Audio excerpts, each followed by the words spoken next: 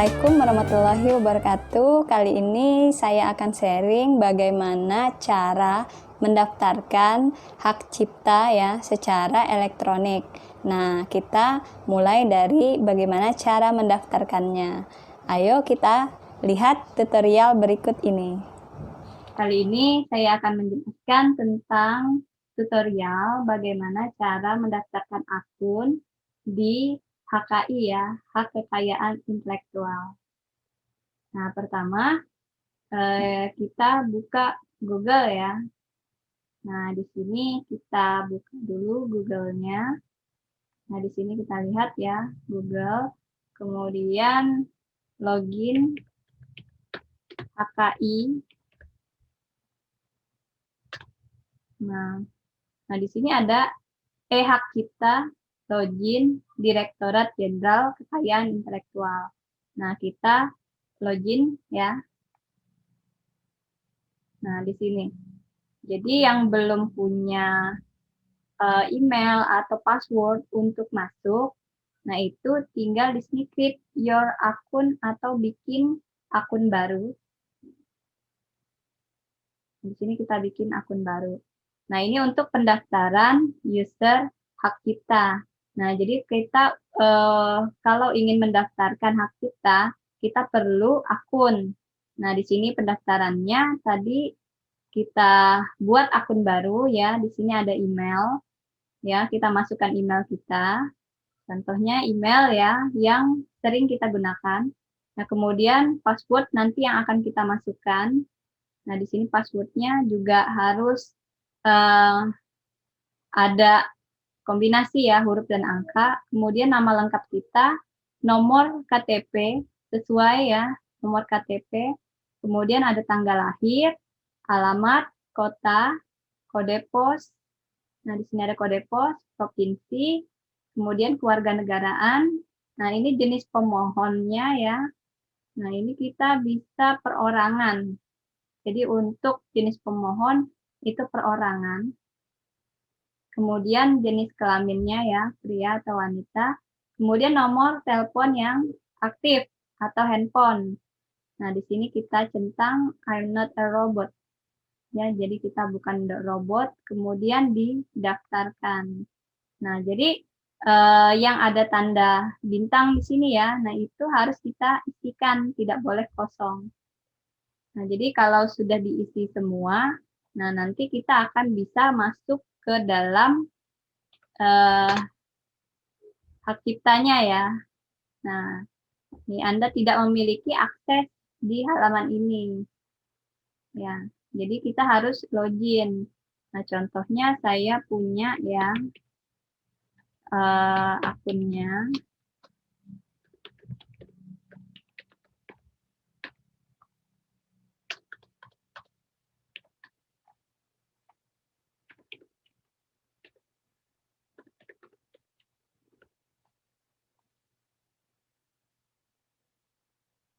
Nah, jadi kalau kita sudah punya akunnya, nah itu kita bisa masuk seperti ini. Nah, jadi kalau kita sudah bisa masuk, nah kita punya hak ya untuk pemohonan baru, atau kalau kita sudah punya daftar ciptaan ya. Nah, ini misalkan ini punya saya ya, ada nomornya, kemudian namanya, judul ciptaannya, kemudian lain-lain ya di sini. Nah, ini list kalau sudah punya. Nah, kalau belum punya, kita permohonan baru. Nah, kemudian ada surat pernyataan. Nah, untuk yang baru pertama buat, ya, yang pertama ingin mendaftarkan hak ciptaannya, nah ini di sini diklik di sini surat pernyataan. Nah, kemudian ada di sini surat pernyataannya ya, ada namanya kita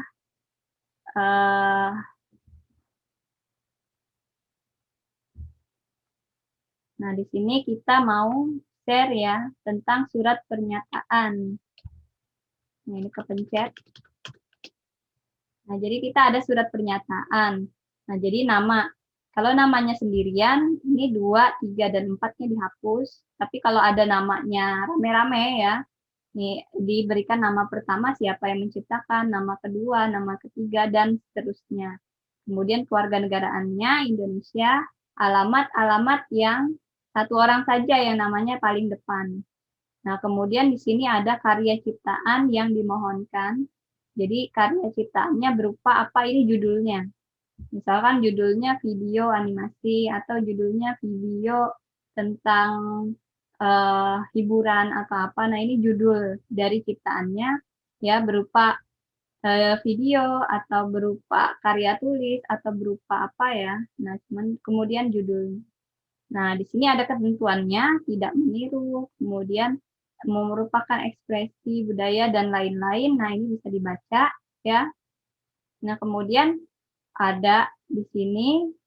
Nah, kita letakkan materai 6.000.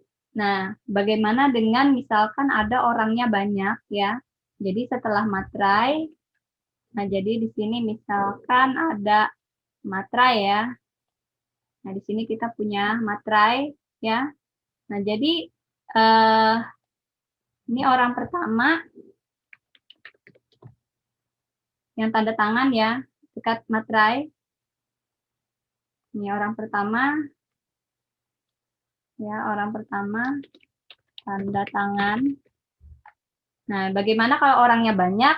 Nah, jadi harus kena di semua tanda tangan ya. Misalkan ada orang pertama, kemudian ada orang kedua yang tanda tangan ya, dan seterusnya. Nah, ini harus kena materai. Jadi pemegang hak kita harus mengenakan materai di sini. Jadi anggap aja yang kotak biru ini adalah materai ya. Nah, jadi harus ditandatangani. Nah, ini tanggalnya, bulannya berapa ya? Ini misalkan tahun 2020. Ya, misalkan di mana daerahnya. Contoh ya, misalkan saya ada di Banjarmasin. Ya. Nah, kemudian tanggalnya, misalkan tanggal berapa? Ini tanggal, bulan, ya. Nah, ini tahunnya. Nah, kemudian ini dicetak ya, dicetak. Setelah dicetak, nanti di-scan ya. Setelah dicetak, di-scan. Nah, kemudian nanti kita akan masuk lagi ke sini ya. Nah, di sini surat pernyataan. Nah, ini tadi surat pernyataannya yang sudah kita isi.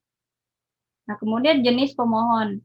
Nah, jadi kalau untuk UMKM, lembaga pendidikan, lembaga pemerintah, itu harganya lebih murah. Nah, kalau jenis ciptaan, misalkan di sini ada karya tulis, kemudian bentuknya buku, judulnya buku, kalau saya misalkan buku ajar ya, UML, kemudian deskripsi dari judulnya apa ya.